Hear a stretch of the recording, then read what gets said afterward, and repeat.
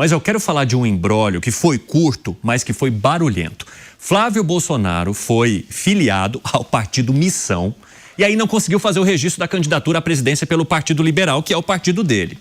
Foi lá, por meio de sua defesa, pediu ao Tribunal Superior Eleitoral que alterasse a situação ou regularizasse, e o TSE fez os ajustes necessários. A candidatura foi confirmada, só que ainda haverá uma investigação.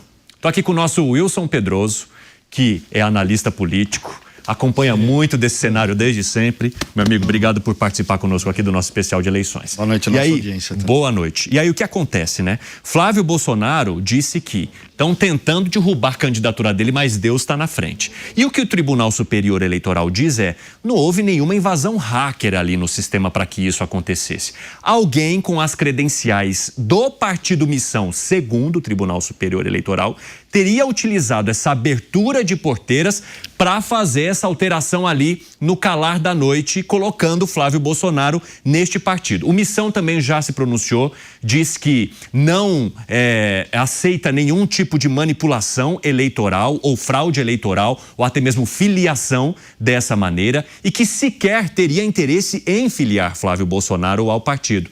Mas, Wilsinho, o que isso traz de molho para a campanha de Flávio Bolsonaro e principalmente de desafio para ele, que já enfrentou ali uma situação envolvendo o Banco Master, conseguiu se recuperar e agora vai lidando com essas? Eu acho que para o Flávio é importante a narrativa, porque muito se fala sobre a fraude das urnas eletrônicas. Quando ele se dá de cara com uma fraude, porque pode parecer até muito engraçado essa questão de aparecer uma filiação dele em outro partido, mas é uma fraude. Exatamente. E ele inclui essa narrativa junto com a narrativa para a bolha e da questão das urnas eletrônicas. E de certa forma, né, Wilson, é uma fraude que o impediu de concluir um processo no momento em que ele precisava concluir. Depois até conseguiu regularizar rapidamente, obviamente, porque o Tribunal Superior Eleitoral está de olho nisso. Mas não deveria acontecer. Não deveria acontecer, volto a te dizer, é uma fraude. O próprio tribunal falou que vai apurar o que aconteceu. Acho que deveria, inclusive, demitir para entender o que aconteceu dentro do próprio tribunal, se não teve alguém dentro do próprio tribunal, porque não é só omissão, pode ter acontecido também dentro do tribunal. E se averiguar que aconteceu dentro do próprio tribunal, demitir a pessoa e algum processo interno deve acontecer. Eu quero até avançar aqui com os nossos comentaristas para olhar os dois aspectos, o político e também o jurídico dessa situação. E para isso nós estamos aqui com o Cristiano Vilela e também com o nosso Roberto Mota. E aí, Vilela, eu quero saber de você primeiro quais são as...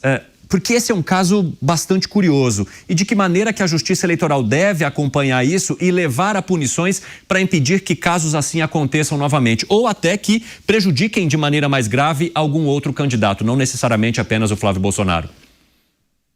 Olha, Cine, temos aí uma prática criminosa e, como tal, tem que ser objeto de uma investigação por parte da Polícia Federal para encontrar as pessoas que deram causa a essa fraude. Nós já tivemos situações como essa, não é a primeira vez. Me recordo de uma oportunidade, inclusive, que o presidente Lula teve a sua filiação fraudulenta ao PL e naquele momento, igualmente, foi aberto o inquérito, se chegou nas pessoas que teriam praticado isso. Muitas vezes tenta-se criar um gracejo ali, construir alguma coisa, mas na verdade se está praticando um crime. São informações públicas, são documentos públicos e a pessoa que manuseia essa senha em nome do partido para essa informação, ela deve agir com responsabilidade, mantendo sob sua guarda essas senhas que são tão importantes. Então eu vejo que nesse sentido a Polícia Federal cabe promover essa investigação quanto antes, até para que esse tipo de situação não ocorra mais, que não acabe gerando percalços como esse que nós tivemos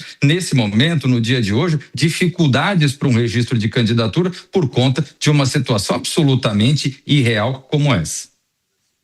Eu quero falar agora com o Roberto Mota sobre o aspecto político dessa situação. Flávio Bolsonaro coloca como mais um desafio a ser vencido, ou como se houvesse uma vontade de derrubá-lo ou derrubar a sua candidatura. O quanto esse discurso, na sua visão, Roberto Mota, cola de fato para esse eleitorado ou até pode atingir aquele que Flávio Bolsonaro queira conquistar ao longo da campanha eleitoral? Eu não vejo o Flávio usando esse episódio dessa forma, assim, como tem muita gente dizendo, né? Esse episódio tem dois aspectos, né? Um aspecto pitoresco, um aspecto de molecagem, Onde é que estava com a cabeça a pessoa que inventou uma história dessa, né? É pouco provável que ele acreditasse que isso fosse realmente incapacitar a candidatura do Flávio, né? Isso foi uma molecagem, uma demonstração de que algumas pessoas podem fazer o que quiser. Por outro lado, há um aspecto grave, sim. E eu não concordo que o Flávio esteja usando isso para criar uma narrativa de fraude. Basta olhar objetivamente o que aconteceu. Isso não poderia ter acontecido, ponto final. Eu acho que o Flávio até relevou esse assunto, não está dando a essa questão a dimensão que outras pessoas estão dando. Isso é um episódio inaceitável em uma campanha eleitoral já marcada por inúmeras outras coisas de difícil compreensão. Mas sabe, ô Roberto Mota, eu estou me referindo ao vídeo que o próprio Flávio Bolsonaro postou nas redes sociais dele, dizendo o seguinte: não vão conseguir. Mais uma vez o sistema armou para tentar me derrubar.